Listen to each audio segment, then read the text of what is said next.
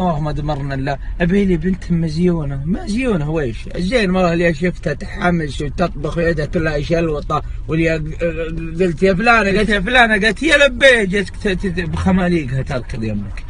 هذا الزين اللي يبونه الرجال دين وظفاره. وهو حتى مقابلتني 24 ساعه كاشفه شيء كشفت سنه جاي نقيم زينك ان انت عندي في البيت. انا بالي بنتنا ليل ونهار. احنا يا الرجال ما نبغى لنا وحدتنا تبربش امورها ودلافيسها هذه، احنا نبغى لنا وحدتنا تشتغل في المطبخ وغير المطبخ تشتغل. ما ابغى لنا رجال. بالي جيت وحذفت سروالي من فوق خمته وقالت ابشر الله من يغسله لك. ما نبغى وحدتنا ود الموسل.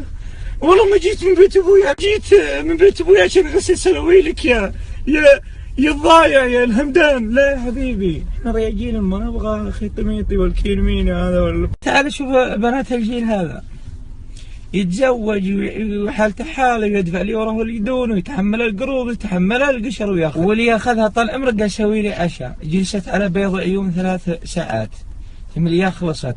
صورته سناب وكل القبيله والربع دروا انهم سويت لي بيض عيون. كل درى عن اكلتي وبلعتي هذه. واعوذ بالله صلى الله عليه ثبات. والله اني ما شريت علاج الحموضه العينات الودره هذه. لا انا ما اشوف مفاطيح عندي في السناب، اشوف بناتي يصوروا لي اندومي وبيض عيون.